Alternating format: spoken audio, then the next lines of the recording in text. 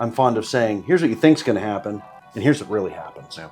Whenever you design an experiment. Interestingly, the ability to delay gratification or delay reward, depending on how you want to put it, increases throughout the lifespan, such that older people are better able to delay gratification than younger people on average. Because anytime a person amplifies the intensity and the uncertainty of a reinforcer, it does come with some risk. It can be as simple as ordering something new on the menu, right? Well, you're going to risk getting something you don't like. Whereas if you just order the same thing you've always gotten, you know what you're going to get. It's just like fast food, right? It takes advantage of that. Well, hello and welcome to yet another episode of Two Poles Not So Far Apart.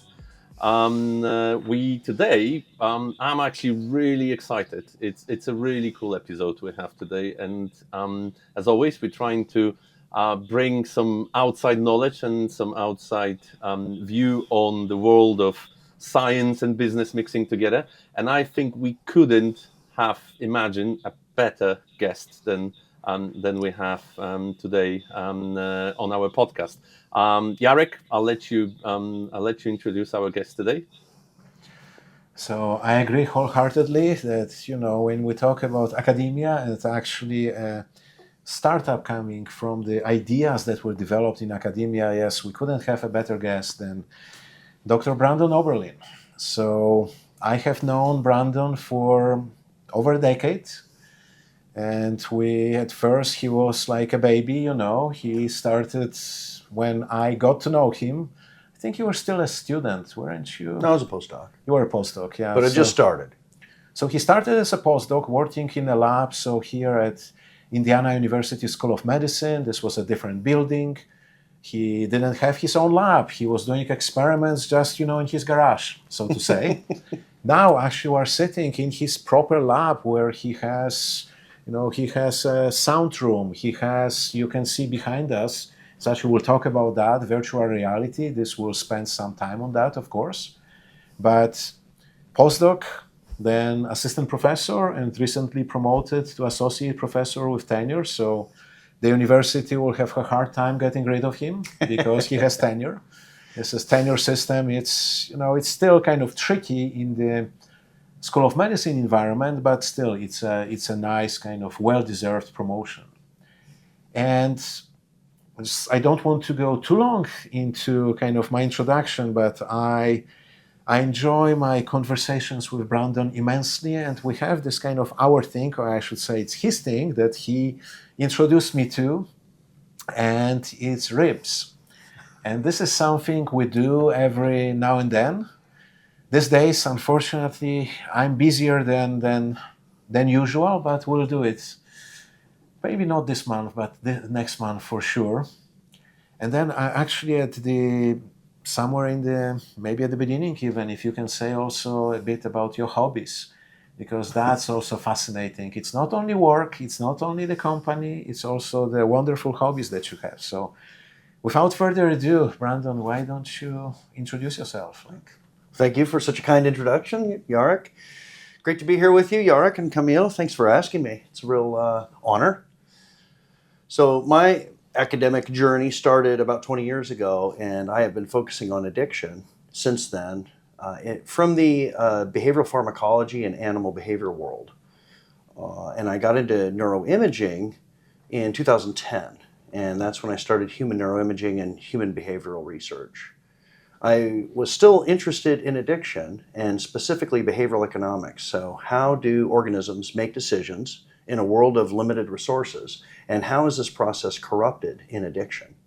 So, we know addiction is a maladaptive process, right? It's where the organism marshals their cognitive and physical resources against their own best interests, effectively. And so I've long been interested in how that works. And my research has really focused on decision-making across the time domain. Humans are uniquely able to think and to represent rewards in the future. Animals aren't very good at doing this. And it turns out that drives so much of human behavior. This process gets corrupted, or maybe it's impaired, in humans suffering from substance use disorder. And so I really wanted to understand how that worked. And I spent most of the 2010 to 2020 trying to understand mechanisms of addiction using brain imaging and behavioral methods, and became interested in interventions and therapeutics, so processes related more to addiction recovery in the last 5 years or so. And so that's probably where most of our conversation will go today. I can get more into that, but that's basically my background academically. Great, thank you. So Yeah, it's like, go ahead. Yeah, that sounds really, really interesting, Brandon. And as always, with the guests here, we're touching some of the sci-fi topics for me, which I'm really interested in. I'm hope we're going to touch in a way of, turning all of those things which seem sci-fi for me to a real, tangible, pragmatic solutions that we use. So yeah, I can't wait to touch on that. Jarek, you wanted to? Yeah, it was actually very interesting what you said, that you spent, like 10 years trying to understand things before you actually started to, it's not started to think, but maybe started to implement what you learn into like treatment or possibilities for people with addiction to actually to help people. Now, the thing is, sometimes this is not understood as well outside of academia, that we need time, that it's not something, sometimes I feel in business, we in general, I'm saying we in general, that we kind of have a project and we need to find a solution in 2-3 months. And then if we don't, we move on to another project or something like that. But science doesn't necessarily work like that. Mm-hmm. I don't know if you could make maybe make a comment. I think in business, the products and goals of the business are much more clearly defined. Mm-hmm. Whereas science is not. You don't know what you don't know. I mean, that's true in business too, to a certain degree. You don't know what the market's going to do, but the boundaries are much clearer. You never know what you're going to find in research necessarily. I'm fond of saying, here's what you think's going to happen, and here's what really happens. Yeah.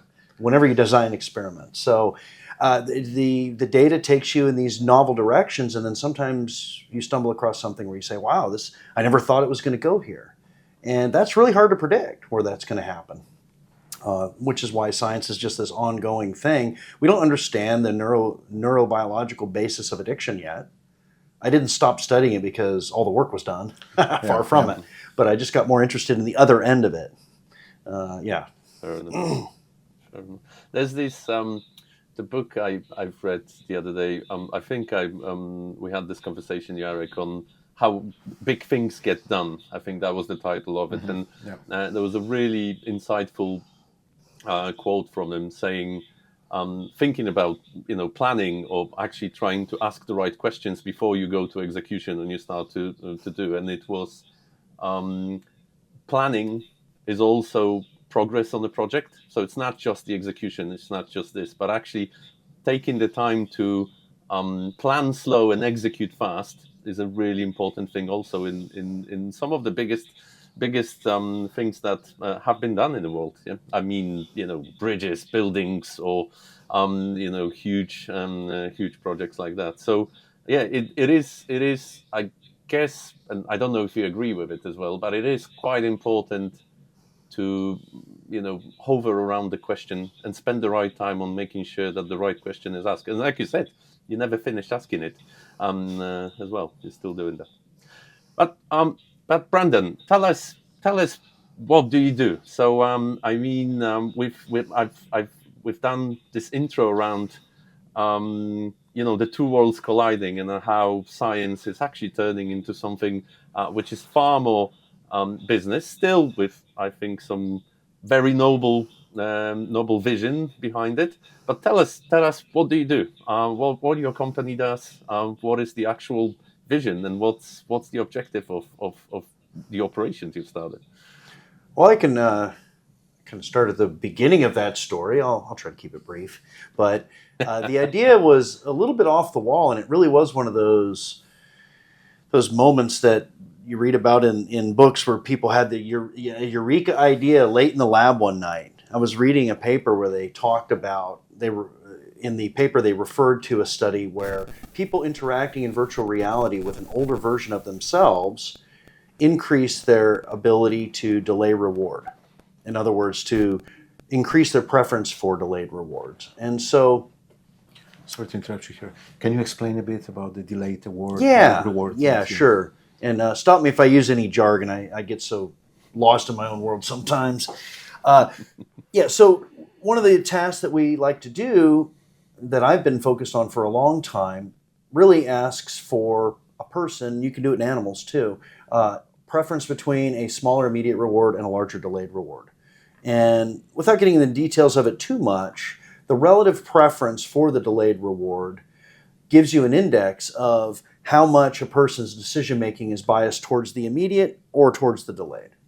And so, as you might imagine, when a child comes into the world, their time horizon is essentially zero, right? They exist in the moment. Mm-hmm.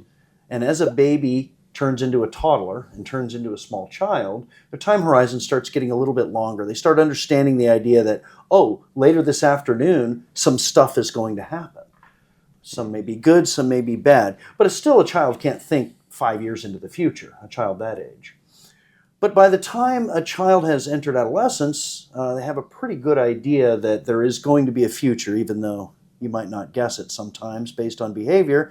And really, the time horizon doesn't really extend until we get that full prefrontal development in the mid-20s. Mm-hmm. Interestingly, the ability to delay gratification or delay reward, depending on how you want to put it, increases throughout the lifespan, such that older people are better able to delay gratification than younger people on average. And this is so I would understand going up to a certain age, but if right. you are, like 80, there's not much time No, you're right. It's actually not rational. Humans are not rational decision makers all the time. Okay. Mm-hmm. You would predict that it would actually be parabolic, right? Yes. Because if you ask an 80-year-old, hey, you ready to pay for a 30-year roof? They should say no. Yeah. They should say, I'm not putting money in my 401k. I'm not buying 30-year roofs, just doing the math. And yet, what the behavioral economic data suggests is that this tendency is a tendency that probably through repeated reinforcement becomes more strongly ingrained. Because adults, as we get older, recognize through investments, through things like career development, through investing in human relationships, we recognize that the adaptive choice, in other words, the choice that yields the biggest long-term reward, is usually planning for the future. It's the old grasshopper and the ant from Aesop's fables, right? We try to teach children about it, but they just don't get it because their brains aren't ready. That's and it's not do you think that's, or maybe no, around risk connected as well? Is that like risk, is it connected with some risk aversion? Yeah, so that's an interesting question. There actually is an element of probability with delayed reward, right? Because, and there's a small niche literature that is devoted to optimism about the future. And it turns out that optimism about one's future has a lot to do with how much they're able or willing to delay gratification. There was a study that was done in, I want to say Thailand, I could be wrong about that, at a period where inflation was very high. And these tasks, by the way, are usually monetary. So the trials are something like, would you like $5 now or $10 in a week? And then if you say $10 in a week, then the task will say, okay, do you want $7.50 now or $10 in a week? Oh, $10 in a week. Okay, would you like $8.75 now or $10 in a week? And then oh, I take $8.75 now. Okay, and then so it bargains with a person at different delays, and then it'll do the same thing. Would you like $5 now or $10 in a year? So you might expect then that you can then with different delays on the x-axis and subjective value on the y-axis, you will construct a curve that looks something like any other delay curve, decay curve found in nature, although it is hyperbolic in form rather than exponential. So anyway, the point being, risk was your question, and this is both a behavioral economic question and a personality question. So I think you might be talking about the personality angle of it, the idea that people that tend to be higher risk takers tend to be more impulsive, for whatever that word means. It means a lot of things, different things to different people. But I think the short answer is that impulsivity, as classically defined, is is ignoring the future or devaluing the future. Whereas sensation seeking, which is a trait that I study, is different and largely orthogonal or independent of that, such that a preference for a preference for intense and varied and complex reinforcers over something that is simpler and with no risk involved. Because anytime a person amplifies the intensity and the uncertainty of a reinforcer, it does come with some risk. It can be as simple as ordering something new on the menu, right? Well, you're going to risk getting something you don't like. Whereas if you just order the same thing you've always gotten, you know what you're going to get. It's just like fast food, right? It takes advantage of that. So with that, another example is like going to places, traveling. If you like a place, you just can go there and you know what to expect. It's like, you liked it, but if a new place, it's always this risk that, you might not like it, or you might even hate it. And then you say, well, let's just stick with the known things. Yeah. But that's sensation seeking, and that's a somewhat different trait than actual risk taking, which is usually modeled more with gambling tasks. And so gambling tasks are designed to test what is a person's tolerance or preference for risk. How much are you willing to risk for how much payout? You can do the task. It's actually kind of similar. At least one version of it is similar to the task I just mentioned, except instead of delay, you manipulate probability. Would you like to? Well, anyway, so what's that? Is it the balloon? Well, that's another one. So, and that one's kind of similar. Yeah. So the balloon analog risk task is a way, and this can be done in children. How that one works, if we're interested, is it's designed to simulate a balloon that you inflate, right? And the balloon gets bigger, and at any time you stop, you can keep the money that's associated with that. And the bigger it gets, the bigger the money gets, but the probability of the balloon bursting increases. And so it's shown with a cartoon balloon on a computer screen usually, and then there's a money amount, and so if a person is very risk averse, of course they won't blow it up much. They'll do one or two safe pumps. They won't get much money, but they won't risk losing it all, because when the balloon bursts, you lose all the money in that trial. So, but that's a different kind of task, and I would submit a different trait. I was actually going where my mind was going, and probably, quite in a simplistic way. But when you started the conversation, when I said about risk, is around startups versus well-established business, and it's sometimes everyone wants to have a startup kind of a culture in the business. Why? Because it's simple, it's quick, it's rewarding. Usually rewards come really quickly. And in an exponential way, you grow from 0 or from 2 to 2,000 and then 2 million. Then when you have an established business, which is driven by people, so by behaviors as well, I think then is it then becoming just more difficult? Because I don't know, all those things you mentioned before, even whether the balloon, whether that's risk, whether that's other bits. But that's where my mind was going.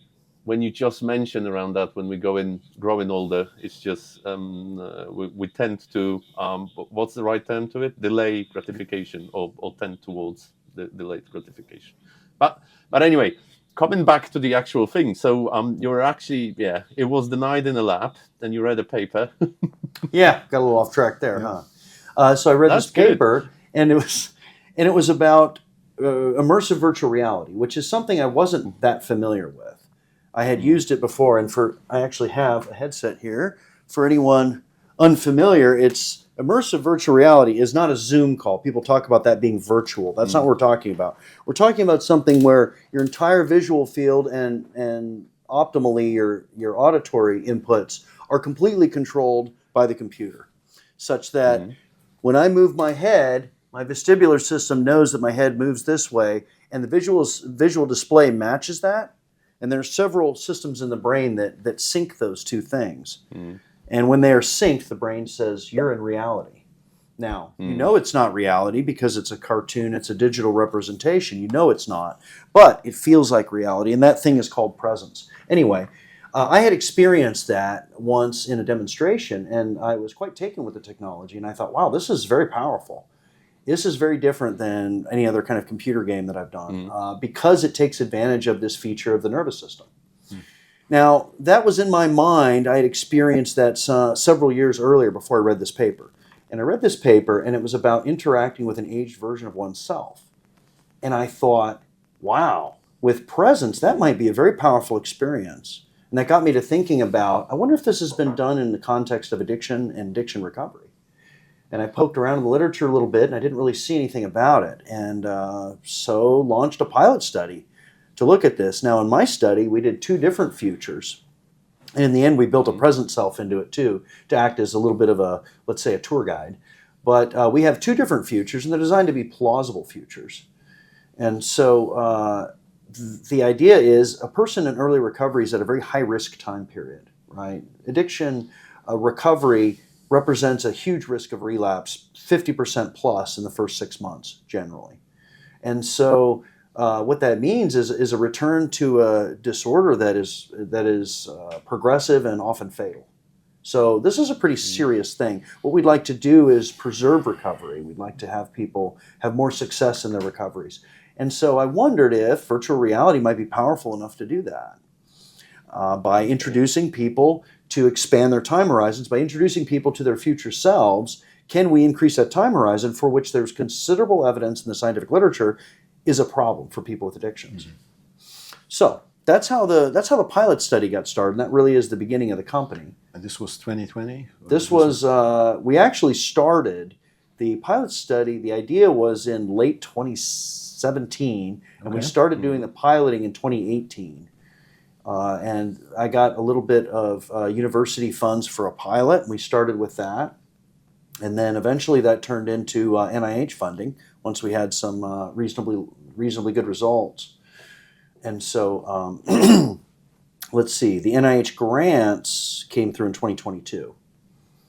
So just for the viewers around the world, NIH is National Institutes of Health. This is probably the biggest funder of research, of scientific research, especially medical research in the world.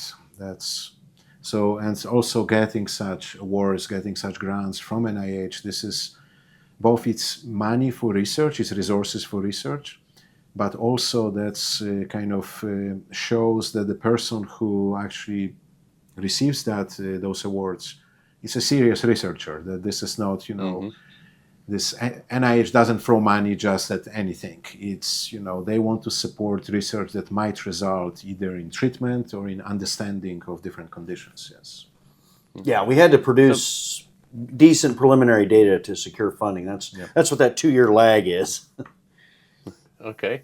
No, it sounds incredible. I mean, it's a when you're gonna write a book about yourself and about this company in the future, like Steve Jobs, I think it's a really good story. It starts with an idea, and it starts with connections towards, which is incredible, and then a niche as well, because it is quite incredible. Because VR, virtual reality, has been there for a while. I mean, I have to tell you, I use it for something completely different. I love cars and I rally a lot, and I can't do it where I'm here right now that often. So I have a sim racing rig that I don't personally use VR, but lots of people use it, or for pilot training or for other bits. So it's quite of an established technology. And as soon as I've heard about the idea and Jarek brought it over, I thought, like, my goodness, yeah, this is one of those things that absolutely could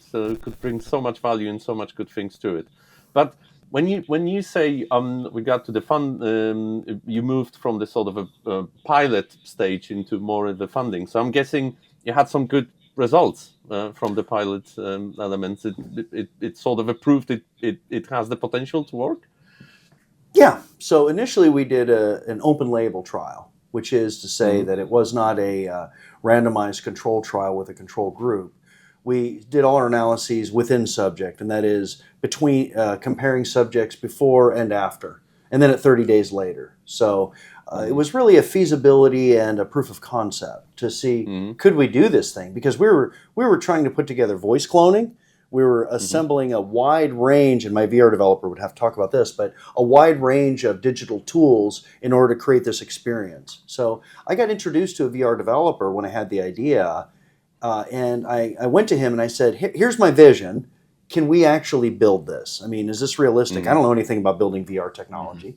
And he said, yeah, we can do this. And I said, Andrew, his name's Andrew Nelson. He has a local VR company called Half Full Nelson. He's a great guy, and clever name. He showed me. I went to his shop back in 2018 or something, and saw an experience they built for an art museum, and it was the Salvador Dali display, and he had all this surrealist stuff in VR. It was very impressive, and he put I put on the headset. Have you seen it? I've seen it. I've seen it in Europe. I think that was in. I can't remember which city, but I definitely saw a Salvador Dali VR experience. Maybe it wasn't exactly the same, but yeah. It might have been his. I was quite impressed with it, and I said, okay, well, if you can build this, I think you can do what I need to be done. But what I needed done was very specific because it involved, there were all sorts of issues that I didn't think of going into it. Things like, how do you make the mouth musculature move with the voice such that it feels like a realistic human interaction? Because we're asking people to interact with an avatar that's like this close. Yeah. The detail needs to be there. It needs to be good. The eyes need to follow them. Anyway, so he built avatars for me. We spent a lot of time with voice cloning because that was a big deal. Early on, we got a lot of feedback that, hey, the voice cloning's not working very well. It sounds a little bit robotic and mechanical. And so, fortunately, that technology's gotten a lot better. All this deep fake stuff you're hearing about, while concerning in some respects, is a big benefit to us because it's helping us build our thing. Brendan, what is this whole startup and the idea all about? What is your company about? What do you guys do? Yeah, so when Andrew and I worked on this pilot project, during the course of that, we applied for a small business grant, an NIH small business grant. So we formed a company, and we called it RelateXR, and it was born out of the idea that we were asking people to relate to digital technology, specifically to their avatar in virtual reality. And so that was what we called it, and we applied and received an STTR grant, which is a small business grant similar to an SBIR.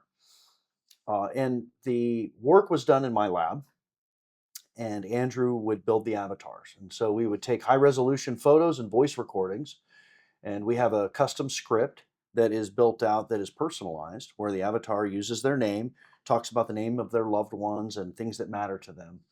And so between those things, we send those to him, and then he builds it, and then he sends it back to us. He puts it up on a secure server. We download it to a headset. We put it in the headset. These standalone headsets have a reasonable amount of memory on them, and then it's ready to go. We test it before we put it on the participant.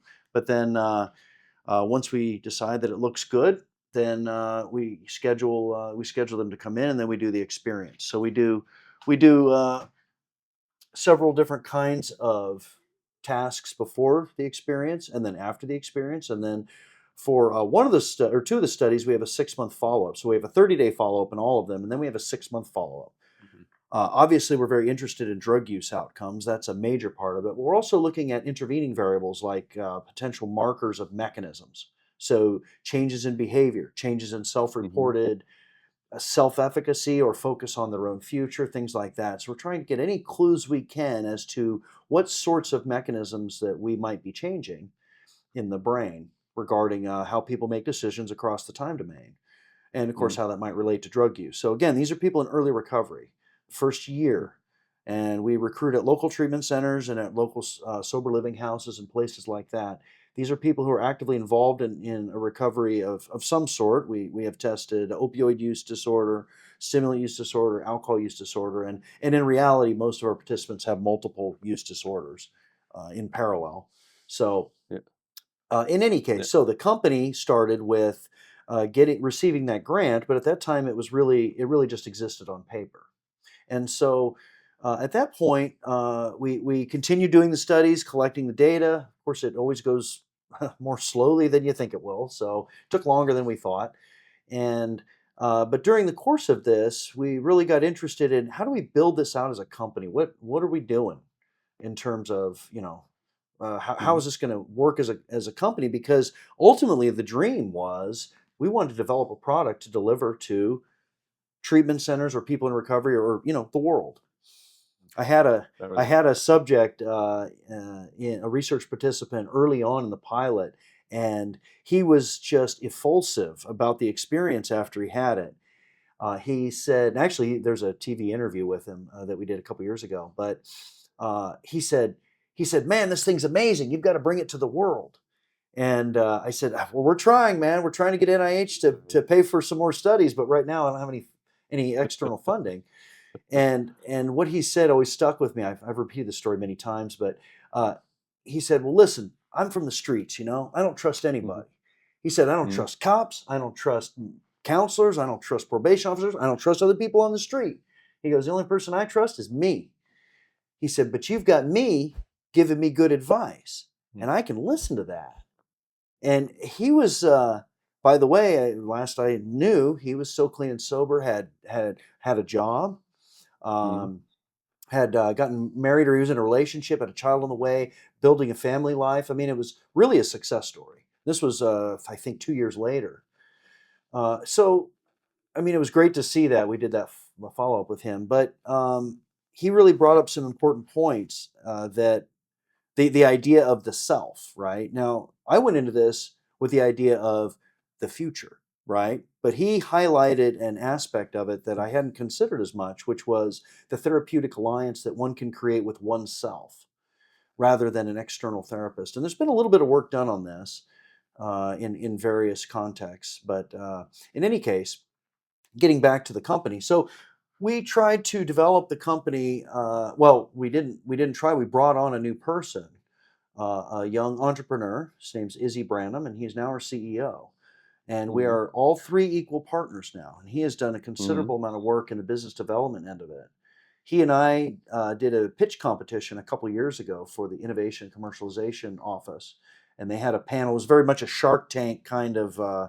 kind of presentation. They had panelists. One was from Lilly, and so they were from biotech startups and people like that, venture capital. So we have been, and then we recently completed the ICOR program, which is, most people won't probably know what that is, but that is a program that NSF and NIH, that's the National Science Foundation and the National Institutes of Health, do for people who have received, academics usually, who have received funding for startups, who then want to turn their idea into a company, because that's a huge gap, right?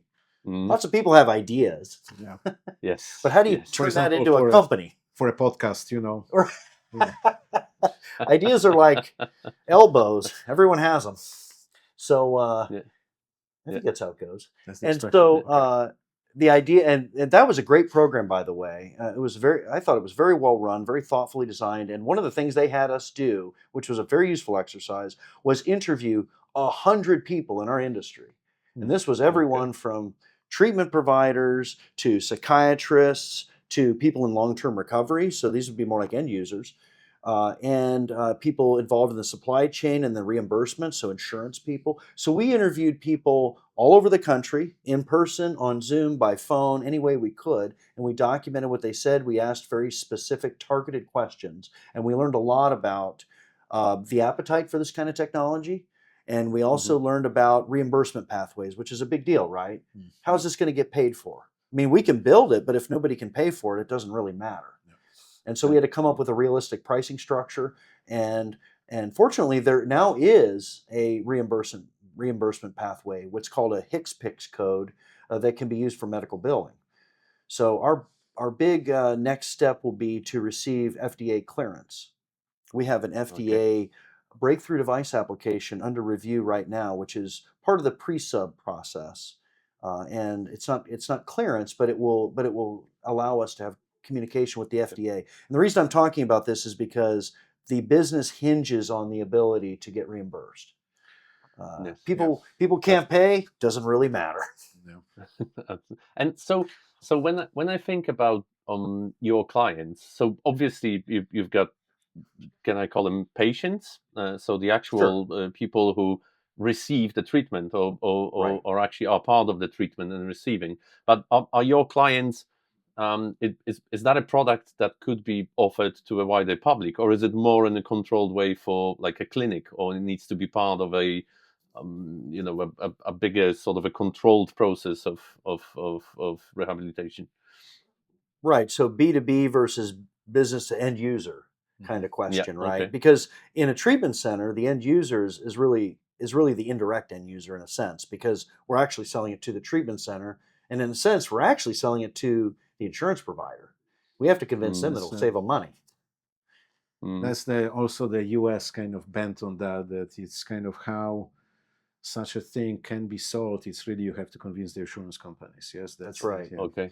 They need to be Fair enough. convinced that to pay for this is actually going to save them money. Now, we already have data from other studies that show that people with an active substance use disorder double healthcare costs. So Mm, that's an easy argument to make. Now, the question is, how big of an effect do we have if we increase sobriety rates by 5% more in 6 months? mm, Is where does that wind up in terms of a dollar? What if it's 40% more? Where is that? Where is mm. that point of diminishing returns that they'd be willing to consider? And so we will have to probably conduct a study to show that specifically. Okay. And We're Yeah. you've mentioned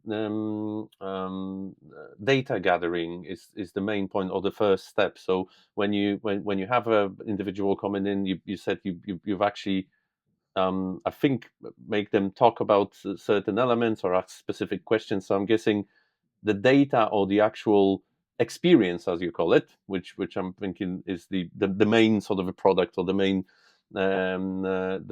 element which is interfering. Is that massively different from person to person, or is that a similar kind of a framework? And then there's some, minor, I wouldn't call it tweaks, but let's call it customizations depending on the person to do it.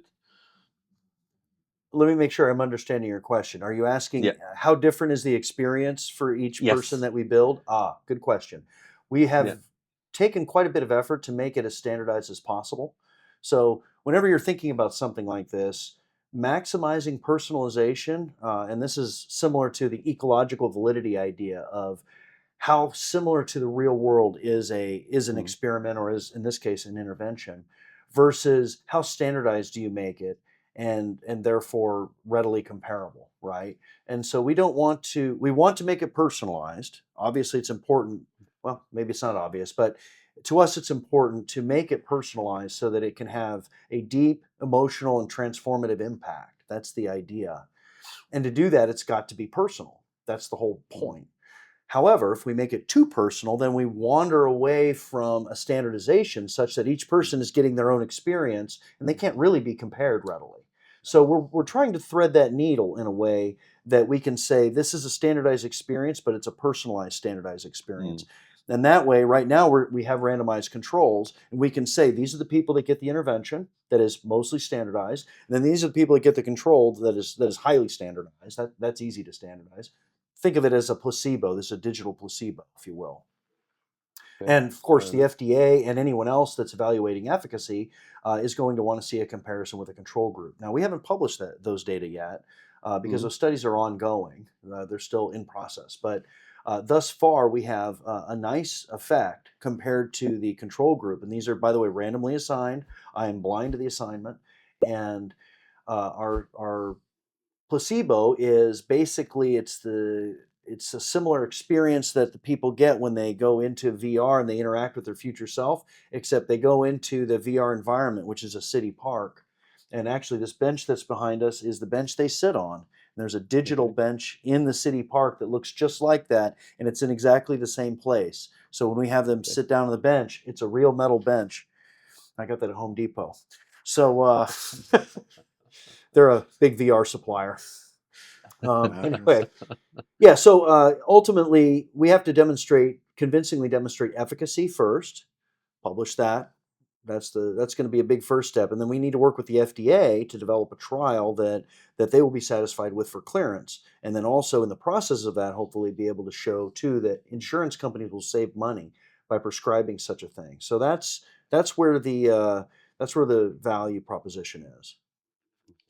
So if I may, as here, so it's not off on a tangent, but since we talked about the risk, the kind of delayed reward, and all the stuff that's kind of important to the studies, but I want to concentrate on this other type of risk because you are still in academia, you are still a professor, you have your students, you run experiments and so on, and then you have this kind of startup company.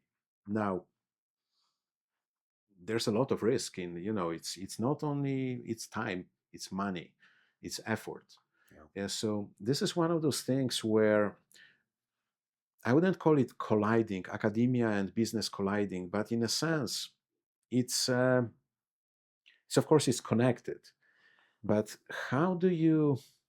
I don't want to ask you how do you see yourself in 5 years, but in a sense, how how do you think? Maybe more in general, is it a way you would like advertise to your students or your postdocs or people in your lab or others in academia to actually to maybe is that a path that is it a natural path, is it something that applies only to certain disciplines, to certain findings? How do you see that?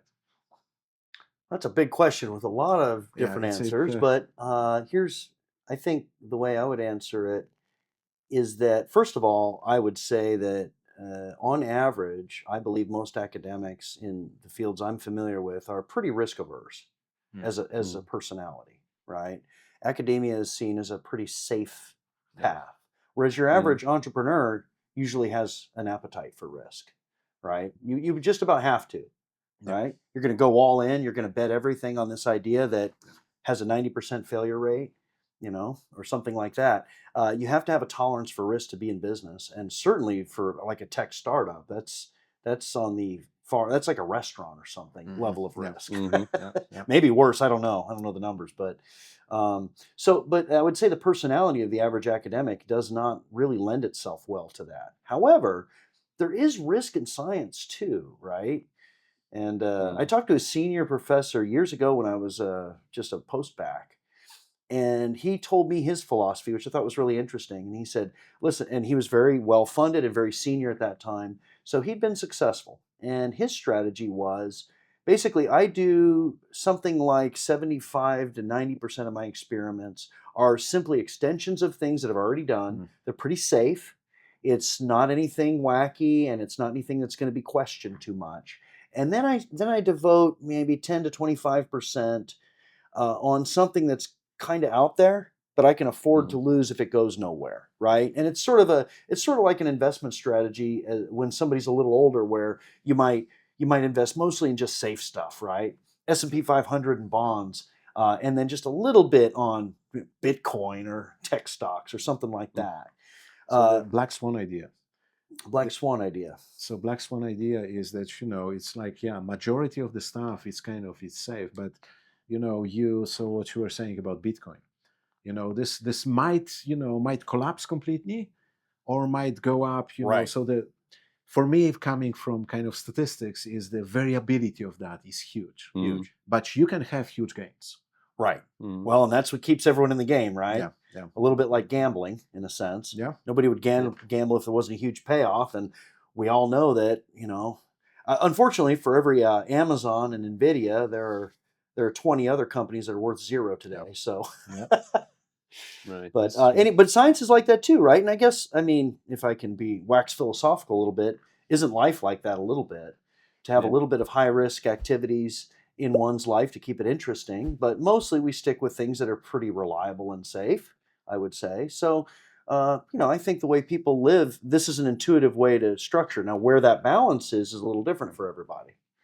And now for myself though, I did take a different path because I was all in on this idea, and it was a risky idea. It was out there. I had people give me feedback in grant applications. You might remember some of it. Some of the early grant applications are going, "This is wacky," but other people loved it. Some people said, "This is revolutionary. This is very cool.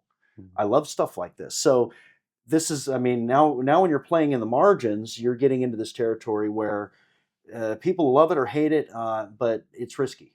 And I was betting I was betting as an early career scientist, and as you know, that's a dangerous time to be Yes. gambling because Mm. it's really better to be safe. But I was just so engaged by the idea and the possibilities that I thought, I've got to do this.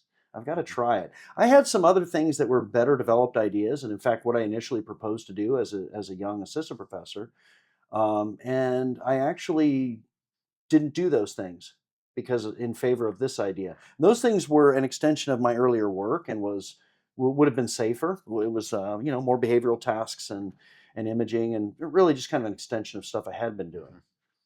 But no, I pretty much went all in on this idea and gambled it all, and so far it's been paying off. Yeah, it's kind of, if I may, and because we've known each other for a while, I know that would be going off on a tangent, but in your personal life, you do some interesting activities. Would you mind sharing a I bit mean, with do we us? want to get into that? It's not All all of right, them, I'm but interested now. I'm interested now. Yeah. Okay, well, I mean, so I do a lot of air sports. I like flying. And Yeah. I fly paraglider, powered paraglider, I should say, powered parachute, powered hang glider. So I do some different sports like that and activities. Skydiving, I've been skydiving for a while, so I'm very engaged by that. base Always, jumping, what's that? base jump. Base jumping, yep, some of that. There's some base jumping too. That's probably statistically the most dangerous thing I do. I Uh, think so. Yeah. Yeah, my wife didn't love it when I got into that. So that's above ground. Yeah. And sometimes we go below ground, do some rappelling and climbing in and out of pits and cave exploring. So that's been a more recent addition to the stable of activities. And if I can get myself into your story, I'm claustrophobic, and one of favorite activities of Brandon recently is sending me those short films when he is cave exploring, where he literally has to scrap his way through the openings that are barely fit to even for a small animal. And I don't know how he does it, but it just scares the I don't want to say what out of me, but the reason I'm kind of I went there is, do you think your kind of entrepreneurial spirit, it's like, it's not just that this is one idea that you followed, but you implemented that not only in your professional life but also in personal life. You have this kind of pushing the boundaries, pushing the limits a bit, don't you? Yeah, I think that's a fair statement. I've always been curious and loved science, even as a kid. I was a science nerd. But I've always had a bit of a lust for adventure too. Mm. And Mm. those two things don't often go together Yeah, in the same way, anyway. so I, kind of like Indiana Jones, kind of, yeah. I Iron guess. Man.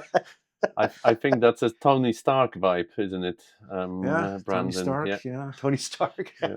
Well, and actually, I often don't talk about the activities too much in the academic environment. I remember when I was being hired for the position, word had gotten back to my chair that I was a jumper. And he said at our dinner during the interview, he goes, "So I've heard you have some interesting ideas." And I thought, who told him that? He'd already It heard it. wasn't me. It wasn't you. No, I know who it was. Yeah. And he heard it from another senior guy that told him. And I said, "Oh yeah, because I already know to him this is going to be alien and foreign, and also like maybe you don't have much sense. Why would you take these kind of risks?" And he doesn't get it. And so I don't want to be thought of as somebody who does stupid things. That's not very good in our Mm. knowledge industry. Yeah. So there's Yeah. a little bit of a balance there. So I don't really highlight that too much in my professional world, but people who know me know that I spend a lot of time doing this kind of stuff because I love adventure. It is true though. Base And jumping is a wild activity because you leave the object, you're in free fall. You've got exactly one parachute, and if things don't go right, you've got about 4 more seconds to live. So that's pretty okay. intense.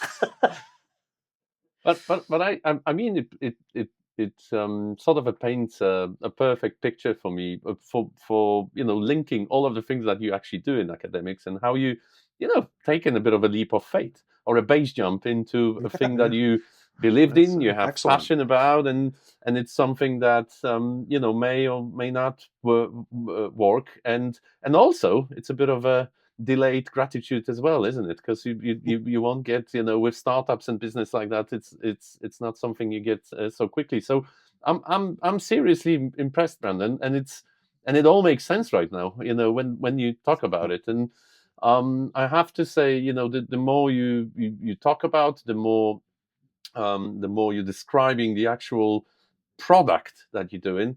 I have to say I'm a fan of products like that. It's something which is new, which is wacky, like you said, but also brings quite something good to the world. So yeah. I mean, congratulations from my side. I'm really happy that Thank you. this is there.